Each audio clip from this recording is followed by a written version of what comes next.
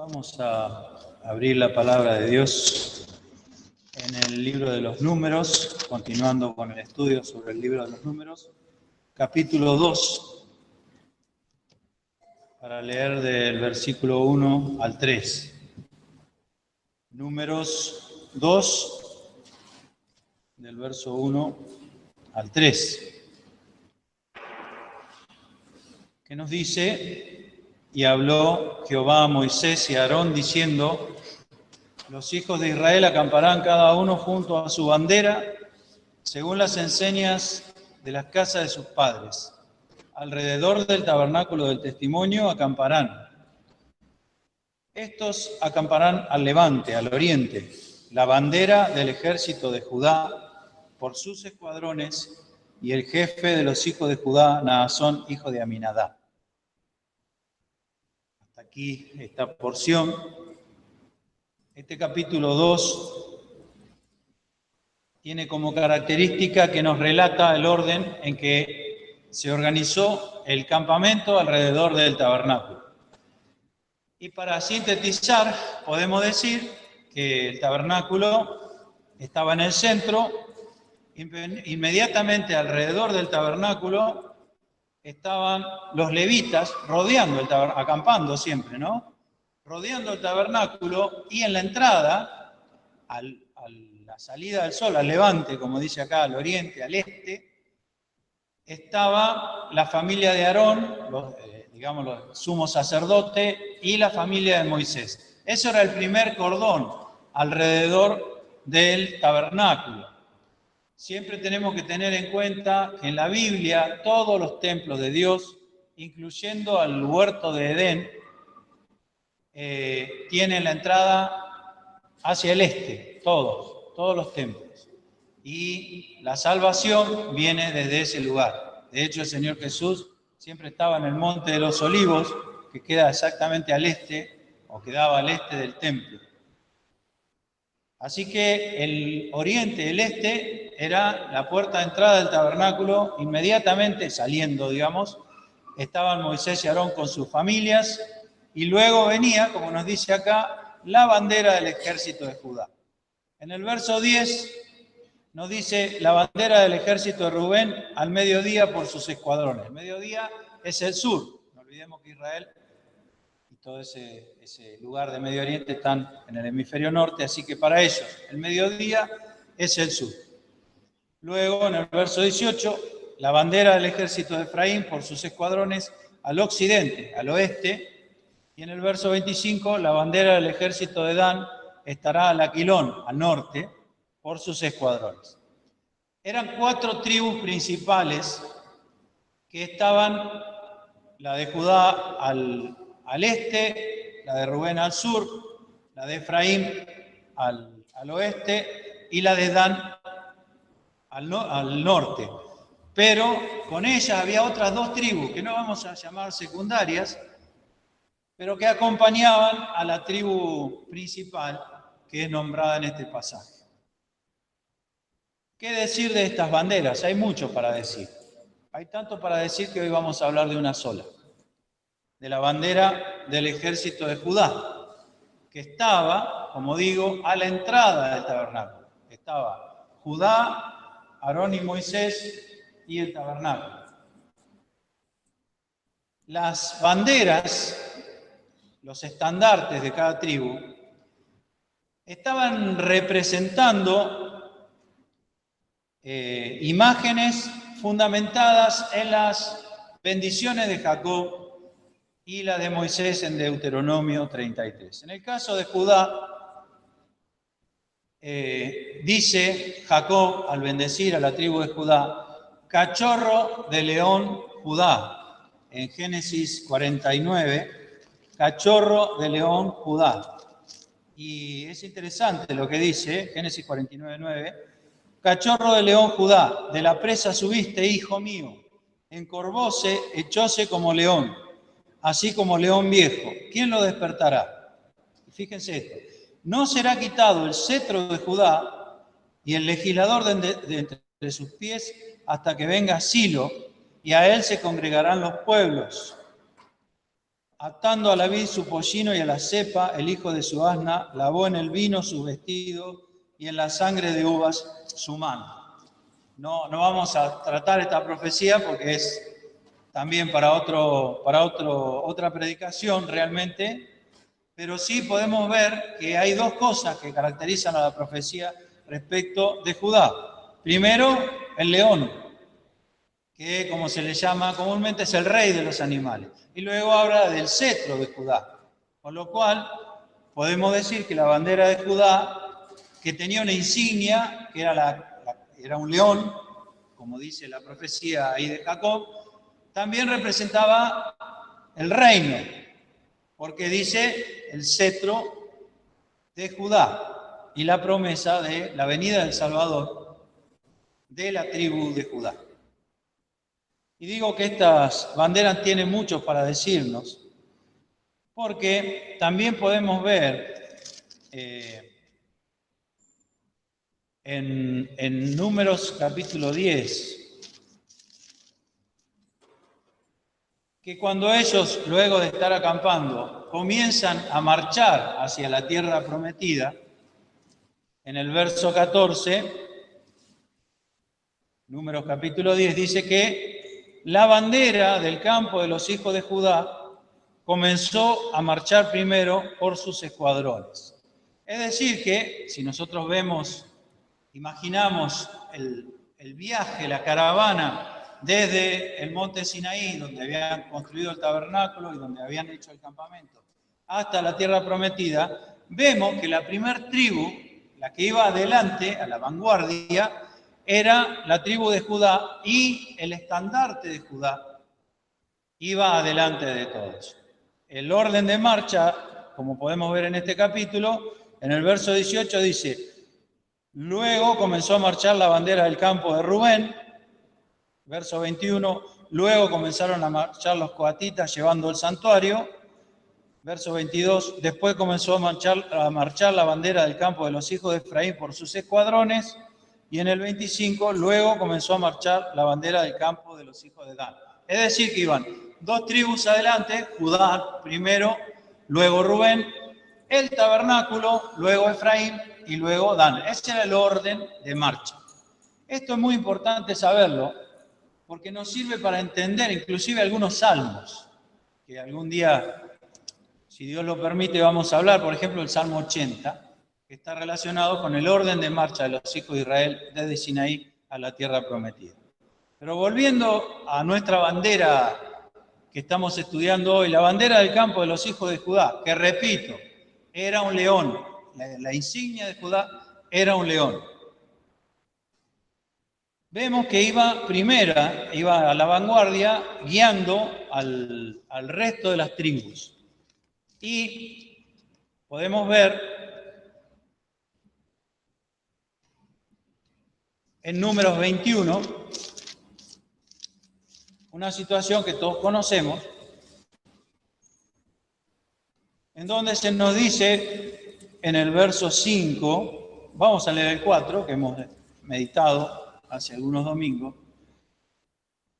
Número 21:4, partieron del monte de Or, camino del mar Bermejo, para rodear la tierra de Edom. Esto ya es casi entrando a la tierra prometida. Han pasado 38 años desde lo que hemos leído en Números 2. Y dice que al partir del monte de Or, camino del mar Bermejo, para rodear la tierra de Edom, abatióse el ánimo del pueblo por el camino. Y habló el pueblo contra Dios y Moisés: ¿por qué nos hiciste subir de Egipto para que muramos en este desierto? Que ni hay pan ni agua y nuestra alma tiene fastidio de este pan tan liviano. Tremendo lo que dicen. Despreciaban el maná, hacía 38 años que Dios todos los días les proveía de comida y ellos estaban fastidiados. En vez de estar agradecidos, estaban fastidiados. Esto es para pensarlo, ¿no? Esto es para pensarlo. Muchas veces nuestro corazón se inclina a eso. En vez de agradecerle al Señor sus bendiciones, a veces estamos fastidiados, ¿no? Porque, como dice aquí, el camino no era fácil. Tenían que retroceder, alejarse de la tierra prometida y entrar en un desierto que es uno de los peores del mundo, uno de los lugares más calientes, no el más caliente del mundo, pero sí uno de los lugares más calientes, de mayor temperatura.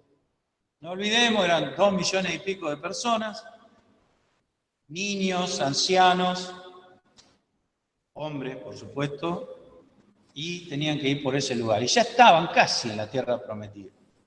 Tienen que retroceder y rodear. Y dice el versículo 6, que Jehová envió entre el pueblo serpientes ardientes que mordían al pueblo, y murió mucho pueblo de Israel. Entonces el pueblo vino a Moisés y dijeron: pecado hemos por haber hablado contra Jehová y contra ti. Ruega a Jehová que quite de nosotros estas serpientes. Y Moisés oró por el pueblo. Y hay algo muy llamativo en la respuesta de Dios al pueblo, porque Dios no quitó las serpientes, no las quitó, las dejó y dijo a Moisés, verso 8, hazte una serpiente ardiente y ponla sobre la bandera, y será que cualquiera que fuere mordido y mirare a ella vivirá.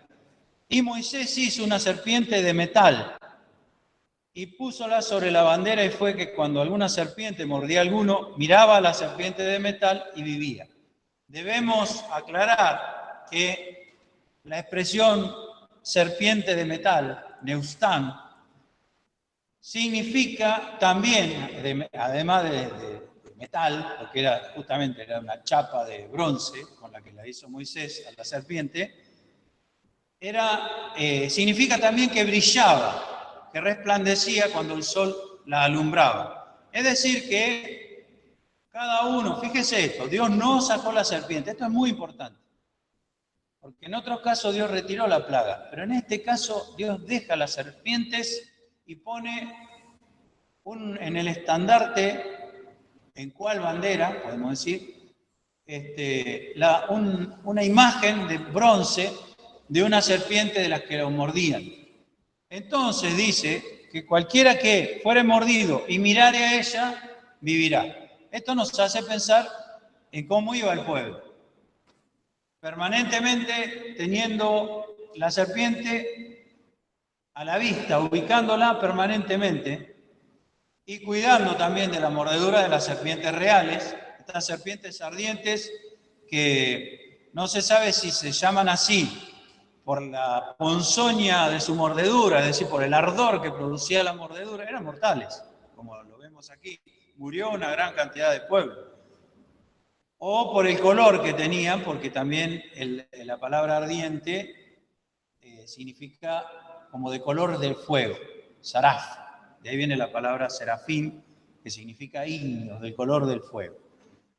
No sabemos eso, pero sí sabemos que mataban y que eran el fruto de la protesta y del desprecio que el pueblo había hecho a la provisión de Dios y al camino que Dios les había trazado. Pero, como dije hace unos minutos, ¿en cuál bandera puso Moisés la serpiente? Dice, hazte una serpiente ardiente y ponla sobre la bandera. Había 12 banderas, 4 principales y 8 secundarias, vamos a llamarle. No está bien dicho, pero las 4 tribus principales que guiaban a su vez a las otras, por lo menos eran 4. ¿Por qué el Señor le dice la bandera?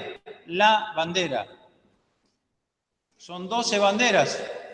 Y parece que Moisés entendió enseguida porque no dice que haya preguntado cuál. La Biblia nos da la respuesta más adelante. Fijémonos en 2 Reyes 18.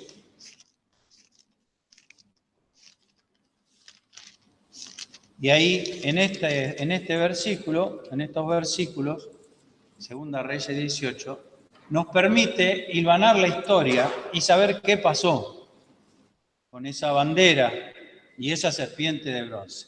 Nos dice 2 Reyes 18:4 que Ezequías, rey de Judá, no olvidemos. Vamos a hacer un paréntesis antes de leer el versículo. Recordemos que cuando ellos llegan a la tierra prometida, fueron gobernados primeramente por Josué, luego por los jueces, que Dios suscitaba jueces, luego vino la monarquía con Saúl, y luego Dios quitó a Saúl y puso a David. David era de la tribu de Judá, era el rey de la tribu de Judá. Pero pasado el tiempo, luego del hijo de David, Salomón, el reino se dividió en dos y quedó el reino del sur, que se llamó Judá, y las 10 tribus del norte, que se llamaron Israel. Entonces, en este tiempo de Ezequías, el reino ya estaba dividido y Ezequías era rey de Judá. En el reino del norte había otro reinado, digamos. Entonces, Ezequías hace una limpieza de la ciudad de Jerusalén y del reino que le tocaba gobernar, y dice que, en el versículo 4, él quitó los altos y quebró las imágenes y taló los bosques. Eran todos lugares de adoración idólatra, eran lugares que Dios había prohibido hacer, con imágenes, bosques, y los altos eran los lugares, de ahí viene la palabra altar, los lugares altos donde se adoraba a las divinidades paganas. Pero miremos lo que dice aquí. Hizo pedazos la serpiente de bronce que había hecho Moisés, porque hasta entonces les quemaban perfume los hijos de Israel, y llamóle por nombre Neustam, que significa cosa de metal o un pedazo de metal. Así que vemos, y haciendo un hilván con la orden que Dios le da a Moisés, que la serpiente que Moisés había hecho en el desierto para que los hijos de Israel miraran y se salvasen de la ponzoña de la serpiente ardiente, llegó hasta el reino de Judá y quedó ahí, lo cual significa que la bandera a la que refiere Dios cuando le dice a Moisés es la bandera que va adelante, la bandera de Judá. Y la serpiente se había conservado durante muchos siglos en la tribu de Judá. Así que vemos que la tribu de Judá tenía una bandera a partir de Números 21, que ya no solo era un león, sino también tenía una serpiente de metal clavada. Y dice, cuando alguno miraba a esa serpiente, Dios lo sanaba, porque, como dijo el Señor en Juan capítulo 3, como Moisés levantó a la serpiente en el desierto, así es necesario que el Hijo del Hombre sea levantado. Juan 3:14. Como Moisés levantó a la serpiente en el desierto, así es necesario que el Hijo del Hombre sea levantado, para que todo aquel que en él creyere no se pierda, sino que tenga vida eterna. Es decir, que aquella serpiente que puso Moisés, no olvidemos que el Señor nació, era descendiente de David, nació en la tribu de Judá, cumpliendo así la profecía de Jacob. Silo, el enviado, no será quitado el cetro de Judá hasta que venga Silo, y a él se reunirán los pueblos. El Señor dijo, y yo, si fuere levantado, Juan 12, si fuere levantado, a todos traeré a mí mismo, a él se reunirán los pueblos. El Señor Jesús es el cumplimiento cabal y exacto de todas las profecías referentes a la tribu de Judá que se dan en el Antiguo Testamento. Y aquí vemos que esa serpiente que levantó en el desierto Moisés por orden de Dios era un símbolo de la redención que venía. Pero, como pasa muchas veces, y sobre todo pasaba en el pueblo de Israel, ellos dejaron de mirar lo que simbolizaba y empezaron a adorar el símbolo. Al último, terminaron adorando una imagen de una serpiente. O sea, se cambió la verdadera mirada de fe en Dios por quemarle perfume a una serpiente. Así que Ezequías, iluminado por Dios, viendo esto, la destruyó. Esto es una cosa de metal. Esto no es lo que hay que adorar. Esto no es a donde hay que poner la fe. La fe hay que ponerla en lo que prefigura esta serpiente. Como Moisés levantó la serpiente en el desierto, así es necesario que el Hijo del Hombre sea levantado. En San Juan también, 6:40, el Señor dice, y esta es la voluntad del que me envió, que todo aquel que ve al Hijo y cree en Él tenga vida eterna. Ahí tenemos otra vez la misma imagen del Señor levantado, como si dijéramos, para que todos lo vean, como pasaba con esa serpiente que hizo Moisés en el desierto, y todo aquel que siente, todo aquel que es consciente, no de la mordedura de la serpiente del Negev, del desierto, sino la mordedura original de la serpiente, que transmitió el pecado, mordedura, podríamos decir entre comillas, porque fue un hecho espiritual, la caída del ser humano en el pecado. Pero todo aquel que siente que está infectado por el pecado, todo aquel que siente que su naturaleza está manchada y es consciente de eso, puede mirar por la fe al Hijo de Dios levantado en la cruz y tiene vida eterna.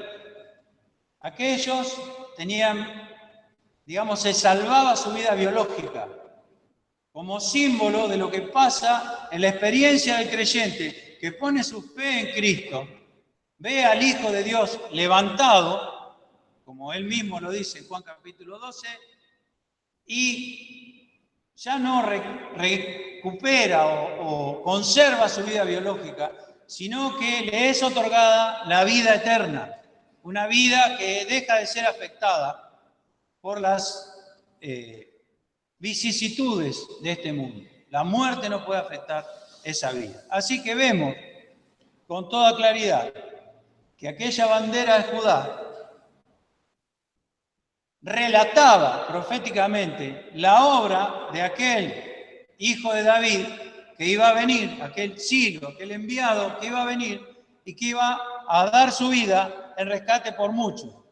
Aquel que, como dijo, es el pan que descendió del cielo y da vida no solo a Israel, al mundo. Este es el pan que descendió del cielo y da vida al mundo. Porque también dice aquí que de tal manera amó Dios al mundo que ha dado a su Hijo unigénito para que todo aquel que en él cree no se pierda, mas tenga vida eterna. No solo a Israel, al mundo, a todos los seres humanos. Así que vemos entonces en un panorama lo que simboliza esta bandera. Y está confirmado en Apocalipsis 5, cuando el Señor entra en el cielo, en la presencia de Dios mismo, del Padre, y nos dice que un ángel, un fuerte ángel en el verso 2, predicaba en alta voz: ¿quién es digno de abrir el libro y de desatar sus sellos? ¿Quién puede hacerlo? ¿Quién puede entrar en la presencia de Dios sin ser destruido por la gloria y por la santidad de Dios? Ninguno podía, ni en el cielo, ni en la tierra, ni debajo de la tierra, abrir el libro ni mirarlo. Y yo lloraba mucho, porque no había sido hallado ninguno digno de abrir el libro, ni de leerlo, ni de mirarlo. Y uno de los ancianos, representando la iglesia de Cristo, uno de los ancianos me dice: no llores, he aquí el león de la tribu de Judá, la raíz de David, que ha vencido para abrir el libro y desatar su sello. Ahí aparece el león de la tribu de Judá, la bandera de Judá. Ahí confirma que esa bandera que tenía un león representaba y prefiguraba la obra de Cristo, como él mismo lo dijo y como se cumple aquí en este pasaje, cuando el Señor entra, luego de resucitar, entra en el cielo y dice: Él es digno. Cantaban un nuevo cántico, verso 9. Digno eres de tomar el libro y de abrir sus sellos, porque tú fuiste inmolado. ¿Qué significa inmolado? Muerto para el sacrificio, degollado para el sacrificio.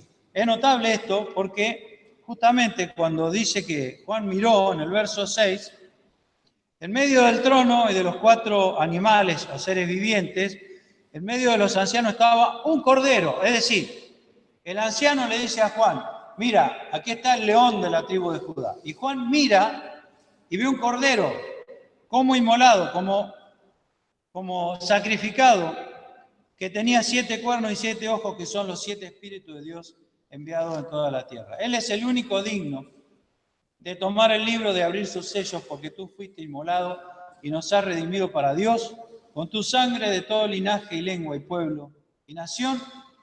Y miren esto.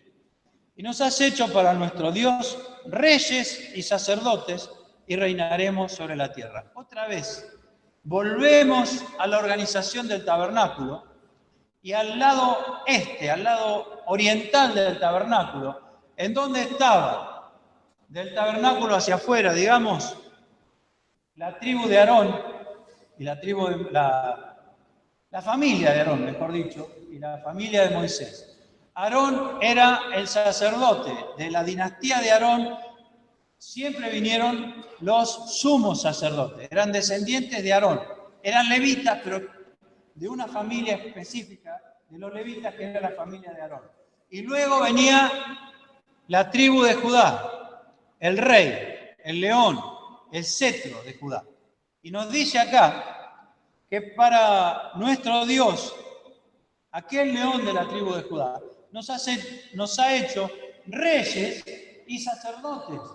Es decir, como si juntara la tribu de Judá más la familia de Aarón, que ingresan dentro del tabernáculo, cosa que solo podía hacer la tribu sacerdotal en aquel momento. Es decir, que esto que dice aquí significa que Cristo nos abrió la puerta del cielo. Cuando Él murió en la cruz, cuando pagó por nuestros pecados y cuando se presentó delante del trono de Dios como aquel león de la tribu de Judá, pero también como el cordero que fue inmolado, que fue sacrificado. Este es el panorama, esta es la historia de la bandera de Judá. Pero nosotros tenemos que aplicarlo a nuestra vida, porque es una historia muy interesante, pero si no hacemos las enseñanzas, nos iremos de aquí sin llevarnos nada, ¿no? En primer lugar, digamos que todo creyente, todo aquel que es un hijo de Dios, en algún momento de su vida, quizás hasta ni lo supiera, pero en algún momento de su vida estuvo mirando la bandera, estuvo mirando al Hijo de Dios y puso su fe en Él para ser salvado. Quizás no lo supiera, porque quizás se convirtió con otra palabra.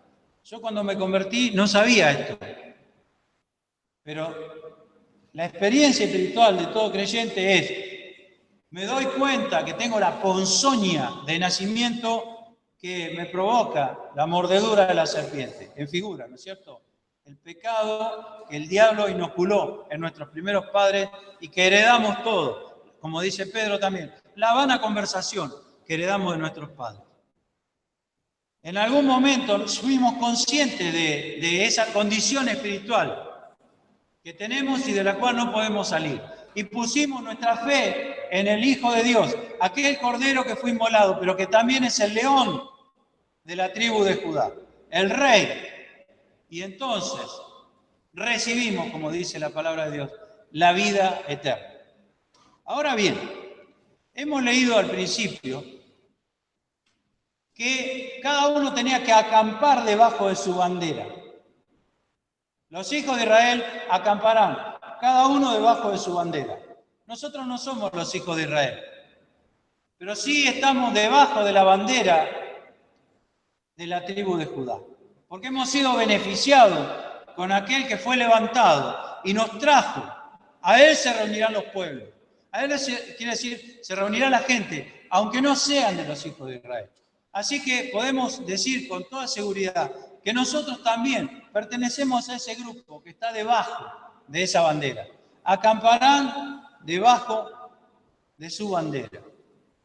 Y esto no es una bandera de guerra, porque nos dice el Cantar de los Cantares que cuando la novia conoce al amado, dice, su bandera sobre mí no fue una conquista guerrera, la bandera sobre mí fue amor. El Señor no nos conquistó por obligación, nosotros nos resguardamos bajo sus alas, porque vemos su amor y oímos su llamamiento. Pero hubo una experiencia, Salmo 60, hubo una experiencia que le tocó vivir al pueblo de Israel, relatada en el Salmo 60, que nosotros tenemos que hacer nuestra también, porque muchas veces pasa. En el Salmo 60 es una canción que compuso David para enseñar, dice. Cuando tuvo guerra contra Aram Naharaim y contra Aram de Soba, y volvió Joab e hirió de Edom en el valle de las Salinas 12.000. David vuelve de una conquista, de grandes batallas que aumentan el territorio del pueblo de Israel. Y escribe esta canción. Y fijémonos lo que dice esta canción. Oh Dios, miren qué canción. Tú nos has desechado. Oh Dios, tú nos has desechado. Nos disipaste. Estamos como si fuera desparramados. Nos has desechado y nos disipaste. Te has airado. Vuélvete a nosotros. Esta es una canción de triunfo. Después de haber ganado muchas batallas y haber conquistado territorios. Y empieza diciendo, nos has desechado, nos has derramado, nos has disipado, estás enojado, te has airado, estás con ira. Vuélvete a nosotros. Hiciste temblar la tierra, abrístela, sana sus quiebras porque titubea. Has hecho ver a tu pueblo cosas duras, hicístenos beber el vino de agitación. Podemos decir que esto es una referencia histórica a la historia previa a David, en la época de Josué, de los jueces y de Saúl, en donde el pueblo, sobre todo en la época de los jueces, como bien dice el libro de los jueces, cada cual hacía lo que bien le parecía. Cada uno, bueno, me parece así y hacemos así. Ninguno seguía a Dios, cada cual hacía lo que bien le parecía. Entonces, durante todos esos años, Dios estaba airado y ellos estaban dispersos y eran sojuzgados por sus enemigos y estaban como si Dios los hubiera desechado, como si Dios se hubiera olvidado de ellos. Habían visto cosas duras, habían sido llevados cautivos algunos, habían sido muertos otros. No había manera de que las cosas fueran bien. Parecía que iba todo mal, al punto que David dice, bebimos el vino y Dios nos lo dio. Hicístenos beber el vino de la agitación. ¿Qué es la agitación? Es la falta de paz, es el estado del alma en que no reposa. Y parece que lo hubiéramos bebido como vino. Eso es lo que nos ha dado Dios hasta ahora. ¿Y qué hacemos con eso? ¿Qué podemos hacer con eso? Entonces, esto es tribu de Judá, no olvidemos. David es el rey de la tribu de Judá. Entonces ellos recuerdan que hay una bandera a la cual recurrir y dice que volvieron a esa bandera. Has dado a los que te temen bandera que alcen por la verdad. Entonces ellos, permítame esta expresión, desempolvan esa bandera que estaba guardada o que no era seguida. Y esa bandera se vuelve a levantar. Aquella, recordemos lo que hizo Ezequías más adelante. Ezequías vivió siglos después de David. Esa bandera estaba en la tribu de Judá. Esa bandera, que era la bandera sobre la cual Moisés clavó la serpiente de bronce. Y esa bandera, luego de la confusión, luego del abandono, luego de la ira, luego de la agitación, de la falta de paz, nuevamente se levanta y da la victoria. Entonces, hermanos, queridos, nosotros hemos visto la bandera, que no es la serpiente de metal. Nosotros hemos visto la verdad de Cristo levantado en la cruz y hemos creído en Él y tenemos vida eterna. Pero muchas veces, como pasó aquí, bebemos el vino de la agitación y la preocupación y las cargas y las cosas de este mundo nos sobrecargan de tal manera que parece que la tierra se moviera debajo de nuestros pies y hay fisuras. Señor, nos has hecho ver cosas muy duras. Estamos agitados como si hubiéramos bebido un vino de la agitación. Muéstranos tu bandera nuevamente, Señor. Volvemos de vuelta, como aquella primera vez en que me puse de rodillas y le dije al Señor que entrara en mi corazón, que creía en Él. Porque así como Moisés levantó a la serpiente en el desierto, así es necesario que el Hijo del Hombre sea levantado para que todo aquel que en Él cree tenga vida eterna. Señor, recuérdame esa bandera que vi una vez para salvación, ahora para quitarme la confusión, para quitarme la agitación y para tener paz. Los hijos de Israel acamparán, cada cual debajo de su bandera. No se trata de mirarla una sola vez. No se trata de mirarla a lo lejos. Se trata de vivir bajo su sombra. Acamparán debajo de su bandera. El que habita al abrigo de Dios morará bajo la sombra del Omnipotente.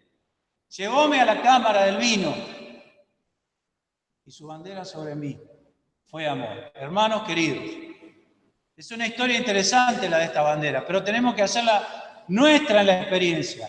Primeramente hemos recibido los beneficios de mirar la cruz de Cristo por la fe y recibir la vida eterna. Pero eso no termina ahí, porque no dice en ningún lado, y esto es muy importante, no dice en ningún lado que en el desierto, cuando una serpiente te mordía, ya no te pasaba más nada. Me mordió la serpiente, miré la bandera, estoy curado, listo. Ahora no. Las serpientes seguían estando y es muy posible que en aquella historia las serpientes volvieran a morder y la persona tuviera que mirar rápidamente y con fe al estandarte que Moisés había levantado. El Señor nos ha salvado, pero eso no quita que muchas veces el pecado otra vez se vuelve a enseñorear de nosotros.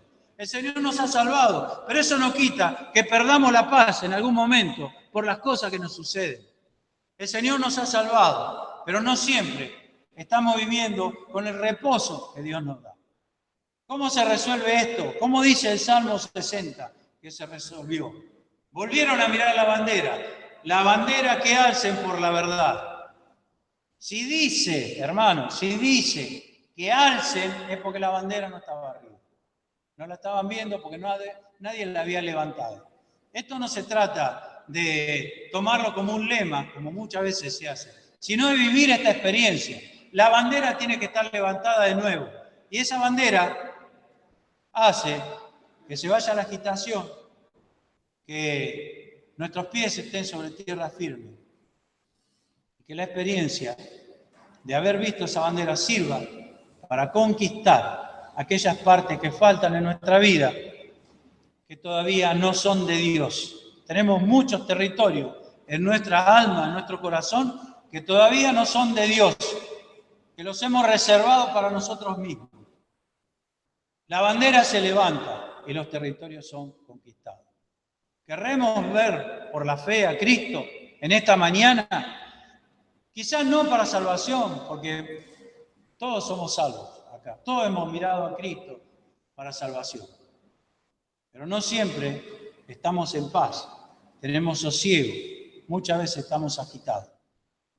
Has dado a los que te temen bandera que alcen por la verdad. Quiere el Señor que recordemos que una vez vimos esa bandera y busquemos acampar debajo de esa bandera. Siempre, en todo momento de nuestra vida. Y si la bandera se mueve, nosotros vamos detrás de esa bandera. Quiere el Señor bendecirnos.